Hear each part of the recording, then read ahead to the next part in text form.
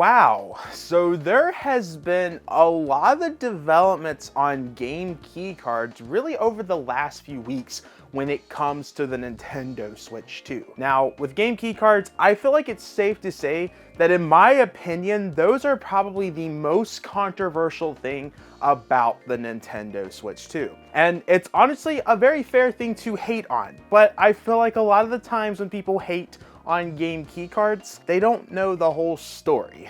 And you know, the big thing that I have been pushing in these videos is the fact that developers have only been given two options: 64GB cartridge or a game key card. And that is what ultimately has led us to getting so many game key cards. Now there's been more of a groundbreaking development to where game key cards might actually need to be a requirement when it comes to some of these Nintendo Switch 2 games.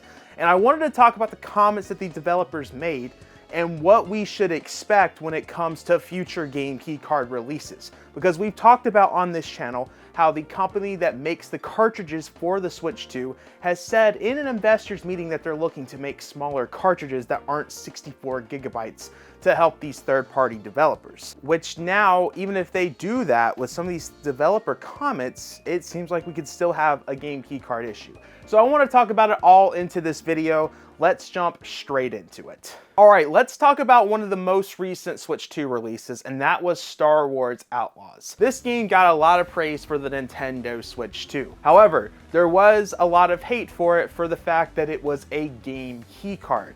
And a lot of people tweeted at Ubisoft trying to figure out, hey, why is this a game key card?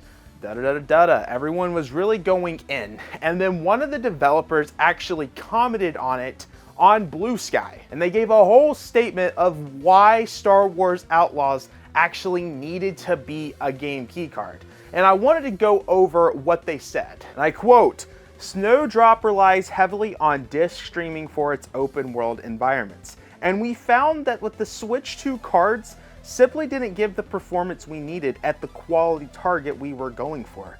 I don't recall the cost of the cards ever entering the discussion, probably because it was a moot." Now, this is part of a whole thread where people were speculating why Star Wars Outlaws was a game key card.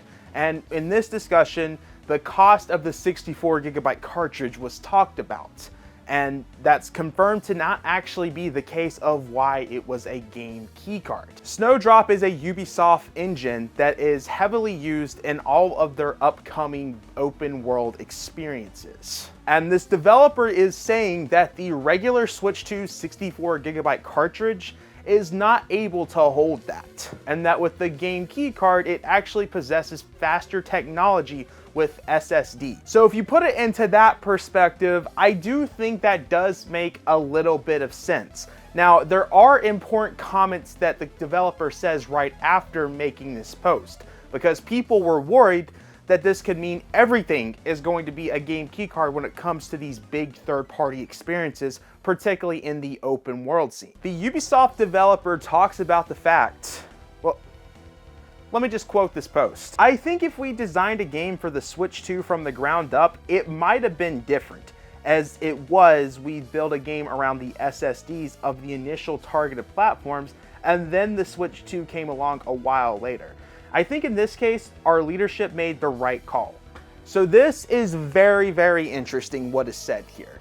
What this tells us is any big open world game is probably going to be a game key card, because a majority of these open world games coming to the Switch 2 is probably going to be ports, considering that the Switch 1 is missing a lot of these titles, particularly Ubisoft titles. I've said many times before that I think the Switch 2 is going to be a Ubisoft machine, essentially, because there's so many things that did not come to the Switch 1 that I think Ubisoft's gonna look at the Switch 2 and be like, let's put Rainbow Six Siege on here. Let's put all the Far Cry games on here. This is let's put all the Division games. There's going to be so many of that stuff on to the Switch 2. I am heavily expecting it. The developer in this post confirms that Star Wars Outlaws didn't have to be a game key card if it had been developed specifically for the Nintendo Switch 2 in mind.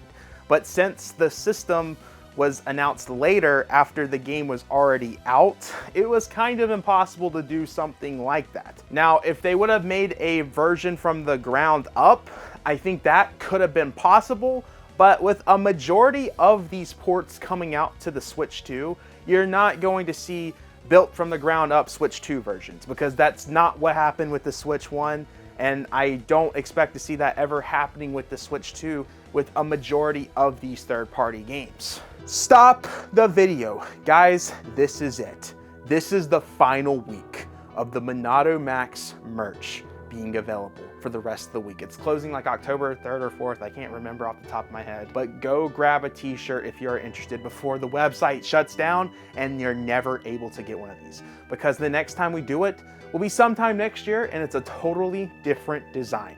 Back to the video. So over the last few days, we had Tokyo Game Show, which every developer was there essentially. You had Capcom and Square Enix. Square Enix actually made comments regarding game keycards twice over the week, especially with Capcom as well. And I think it's interesting that we're seeing these comments being talked about at Tokyo Game Show, because it shows that the movement of people not liking game keycards also exists within Japan. And Square Enix made some interesting comments. I think we first should go to what the Final Fantasy VII Rebirth director said when it came to game keycards. Yes, I've heard the reactions of various Nintendo players to the game keycards. I certainly understand their perspective. I can understand what might bother them and why they might not like them. And I really do. But among developers, the discussion about the format might be a little different than fans might expect. Perhaps the biggest issue for developers is certainly for people like us who are developing high-end HD games is the loading speed. Because if you compare that to an SSD drive and the speed you get from when it's loading, it's inferior. So that's really the bigger problem when it comes to developing games, high-end games for the Switch 2, and what's possible with it. This is just my personal opinion, but I would like it if Nintendo fans understood the keycards and perhaps accepted them as a part of the gaming culture on the Switch, because they offer more possibilities. It's an option that not everyone needs to use, but it's another way to make games available to fans. And I think we could miss opportunities if we didn't have that option, because there might be people who wouldn't be able to play the game otherwise. I really understand why people are negative about it, and there are good reasons and arguments for it. But if people are more accepting of it, I think there are also advantages. And from a developer's perspective, it allows us to do the things we might not otherwise do. Again, I think these comments are interesting if you look back at what was said with the Star Wars Outlaws comment, because the developer said that Star Wars Outlaws would have been possible if they made it from the ground up. Where all of these other games that Square Enix is doing, like Final Fantasy VII Remake, it's a port. So it's not going to be possible to put that on the 64GB cartridge. Something that I think is important to note with Final Fantasy VII Remake as well is that game was never going to be a 64GB cartridge. Have you seen how much storage this game takes on PlayStation and all other platforms? Even on the Switch 2, I believe that this is the highest gigabyte game that the Switch 2 is getting, where it's almost 100 gigabytes taken onto your storage. So honestly, no matter what, this was always going to be a game keycard. But that's also a game that is a not necessarily open world. I know Final Fantasy VII Remake is not, but it is bigger worlds, more exploration, more to it than a typical game. And it's also, again, a port. I think what it comes down to from these developers' comments, that ports are going to always be a game keycard, especially when these bigger games, bigger worlds, open world especially, will always be game keycards because of how the Switch 2 cartridge systems work. Now, I don't know if there's really a way around this with making better 64GB cartridges. That I don't know much about. I don't know the side of things of how it could work. I just understand that the game key cards run off a faster cartridge, I believe, because of it through. I don't really understand why, but from what developers are saying, it's more meant for the SSD technology that the Switch 2 has. Capcom's response to game key cards is very short. I'm not even gonna lie, it's very obvious that Capcom does not care when it comes to game keycards. Even if it wasn't selling, they were always going to go down this path. And it's very apparent if you paid attention to really all of their physical releases when it came to the Switch 1. If you look at their collection releases, a majority of them were a lot of download releases. They would have one of the games on the cartridge and there would be a download code.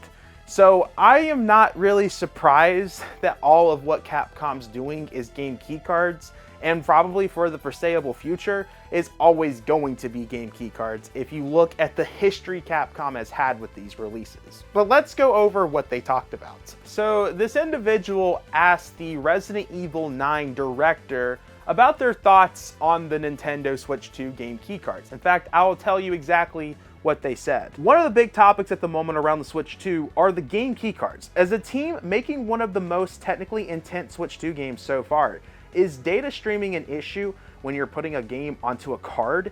As some other developers have suggested, basically are game keycards a developer consideration or a publishing one? And then the director responded with, it's not a development decision for us. It's more of a sales strategy decision. And I think people are gonna look at what Capcom just said here and say that Square Enix and Ubisoft must be lying, because the releases that Capcom is putting as always game keycards, stuff like that. And to be honest with you, honestly, these games could actually be on the 64 gigabyte cartridge if I am to understand what the developers are saying when it comes to Capcom's release, particularly with Resident Evil 7, 8, and 9. It's pretty much flat out confirmed that these are going to be game keycard releases, but these are games that are being developed with the other consoles in mind, all at the same time, which is what Ubisoft was talking about, was making it kind of impossible to put Star Wars Outlaws on a full-on cartridge,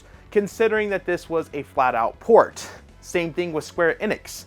Final Fantasy VII is clearly a port. Resident Evil 9 is not a port, but from what Capcom is saying, they don't care. It is just a sales strategy. They want to make the most money possible without having to spend as much money. So they're just going to put everything on a game keycard because they just simply don't care.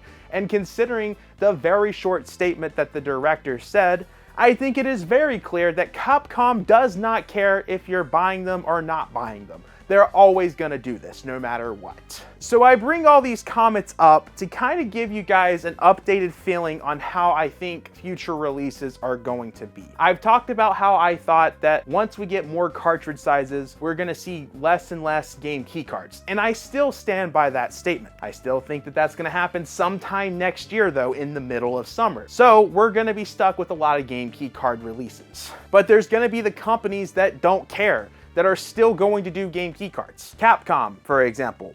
EA, for example. And with all of this new information, I do think a lot of these ports are going to end up being a game keycard, particularly anything that is like a massive game that relies on SSDs, and on top of that, any big open world experience. Unless they develop from the ground up, that's the only way I see it being possible to be fully on cartridge, which could also be possible, who knows. And I take that the comments that the Square Enix director said makes it to me sound like that not every release that Square Enix does is going to be a game keycard.